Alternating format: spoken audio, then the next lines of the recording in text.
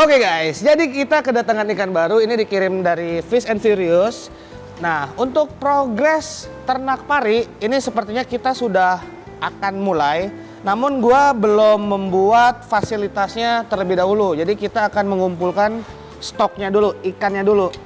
Ya, kita buat farmnya, terus ikannya belum ada kan lucu juga. Jadi intinya, ini sekarang gua lagi proses ngumpulin indukan-indukan pari. Dan sekarang ini ada aturan baru di mana ikan pari ini pun untuk pengirimannya itu layaknya mengirim arwana. Harus ada izin, harus ada surat-surat Satji dan lain-lain. Nah, yang punya itu salah satunya Marcel ya, yang gua tahu itu cuma Marcel. Jadi semua ikan pari gua ini sebenarnya gua udah beli beberapa ekor, tapi gua taruh dulu, gua timbun di tempat Marcel. Nanti satu-satu kita kirim ke Pekanbaru. Oke, packingan aman. Nah, untuk sekedar info nih guys, Golden Pacu itu udah gue balikin ke dalam kolam di belakang. Nanti akan gue tunjukin ke kalian, tapi sebelum itu kita fokus ke pari dulu ya. Nah, jadi ngelanjutin omongan yang tadi, sekarang ini untuk pengiriman pari itu udah layaknya ngirim arwana. Dia harus ada surat-surat izin lengkap dan lain-lain, dan karena tadi yang gue bilang, yang gue tahu itu cuma Marcel yang punya sekarang. Jadi ya udah, semua ikan gua itu gua belinya kan dari beberapa daerah ya di Jawa. Semua itu dikirim ke tempat Marcel, dan di tempat Marcel itu diamankan dulu. Ya mungkin ya istilahnya dibiarin dikasih makan dulu di sana sekitar 1 minggu. Kalau ikannya udah makan semuanya udah aman gitu, baru dikirim ke sini. Jadi ikan ini nih jatuhnya udah sekitar 10 hari di tempat Marcel kemarin. Nah setelah 10 hari baru dikirim ke sini. Makanya ini gua ada beberapa ikan lagi yang mungkin minggu depan akan datang. Tapi kayaknya nggak mungkin semuanya gua videoin ya. Gua hanya akan videoin beberapa doang.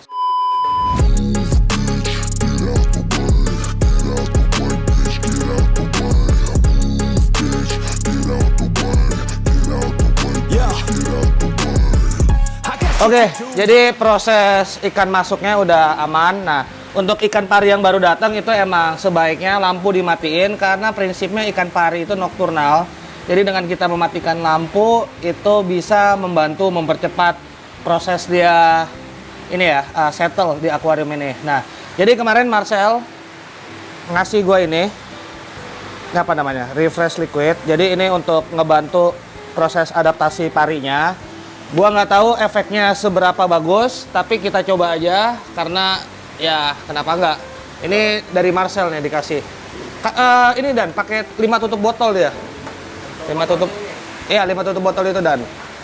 Jadi 1 tutup botol itu untuk 200 liter. Ini tank pembesaran 900 liter. Jadi kurang lebih 5 tutup botol lah. Nah, jadi untuk ikan pari kita bisa ngelihat dia itu stres apa enggak itu dari spirakelnya guys. Spirakel itu adalah 2 lubang di bawah mata dia nih atau di belakang mata dia. Kalau geraknya itu santai, pelan-pelan, nah kayak gini kan pelan nih. Walaupun agak sedikit tersenggal-senggal ya. Nah, ini jatuhnya oke, tapi kita nggak pengen ngelihat spirakelnya itu buka tutupnya kayak gini loh. Ngerti nggak lo? Maksudnya kayak ngos-ngosan, kayak kita ngos-ngosan. Nah itu indikasi ikan ada sesuatu yang nggak benar. Nah kalau ini karena baru masuk, wajar dia masih diem gini doang. Biasanya hitungan beberapa jam udah mulai aktif dan kita bisa tidur nyenyak ketika ikan ini udah mau makan. Nah itulah baru kita bisa tidur nyenyak. Tapi selama ikan ini belum mau makan, itu ya harus diperhatikan secara khusus. Nah kemudian untuk pengiriman itu biasanya ada 2 teknik yang dilakukan oleh kawan-kawan ya. Jadi bisa dipakai sedotan atau selang aerator, dimasukin ke dalam duri parinya nih, supaya itu nggak nusuk packingan sehingga ngebuat packingan bocor. Nah alternatif lain itu dipotong klipnya, ujungnya aja ya, ujungnya bukan ekornya yang dipotong. Ujung durinya yang bagian tajamnya itu dipotong, jadi durinya itu ujungnya jadi tumpul. Tapi dengan cara seperti itu sebenarnya lebih beresiko ke orangnya kalau nggak ahli, dan juga mungkin masih bisa membuat plastik packingan jebol. Tapi dengan menggunakan selang ini lebih aman. Namun selang ini menurut gue pribadi ya, pengalaman gue pribadi, ini sebaiknya secepatnya dilepas. Karena kalau nggak dilepas, gue pernah punya pengalaman buruk, itu tumbuh jamur di area ekornya. di area-area sini nih. Makanya semenjak itu setiap ikan pari yang dikirim menggunakan selang seperti ini akan gue copot selangnya, dan cara nyopotnya nanti akan gue tunjukin. Nah nih, jadi copotnya pakai tang gini, tinggal ya sini Dan.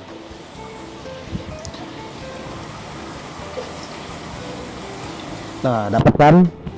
Nah, tarik aja udah. Tarik. Dah. Gitu doang, copot selangnya. Simple kan? Tapi harus pakai tang guys, dan harus hati-hati. Nah, kemudian di sini nih Dan, bantu lihat Dan. Ini kalau pari, kalau kalian kan ada durinya nih.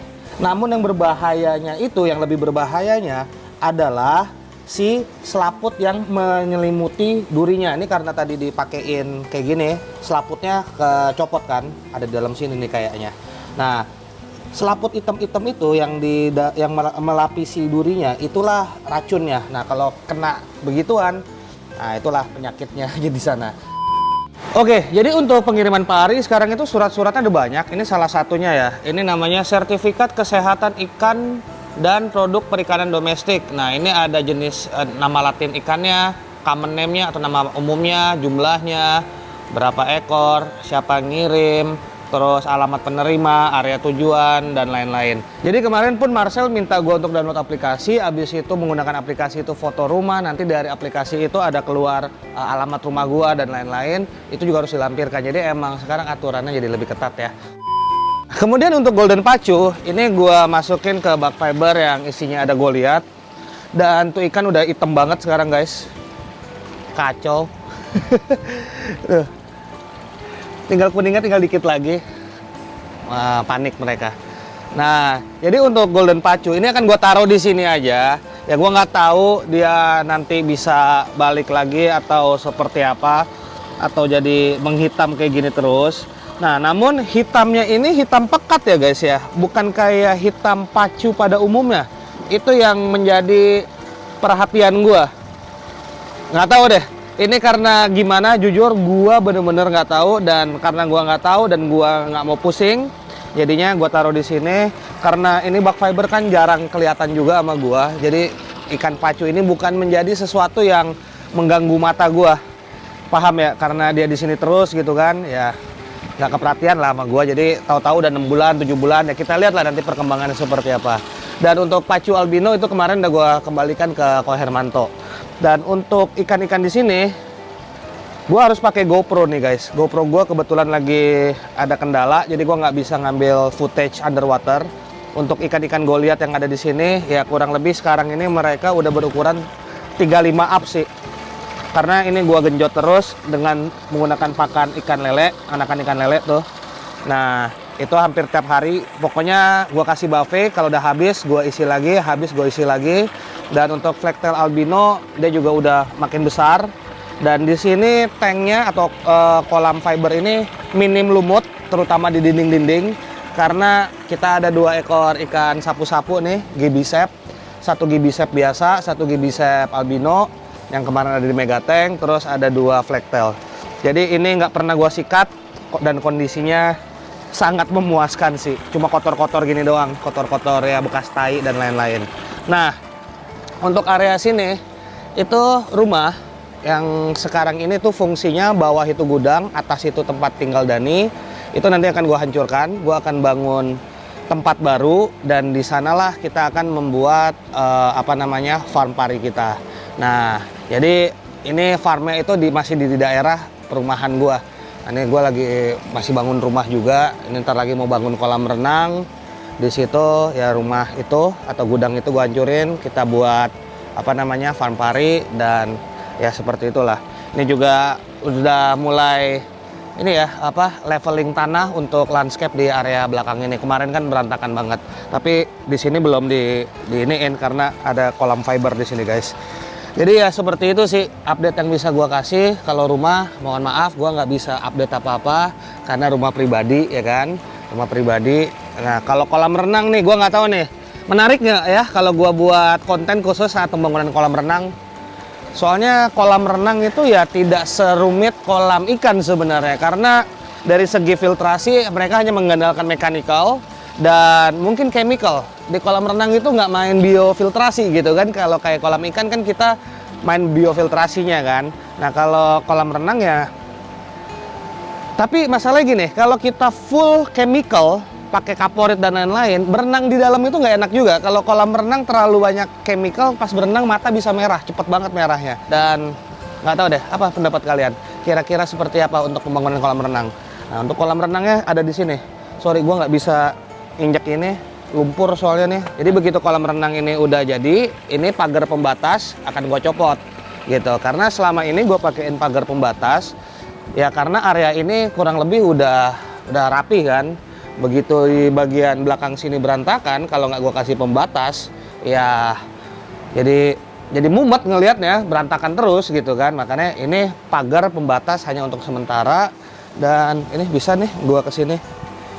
Nah tuh, nih area yang akan gue jadiin kolam renang.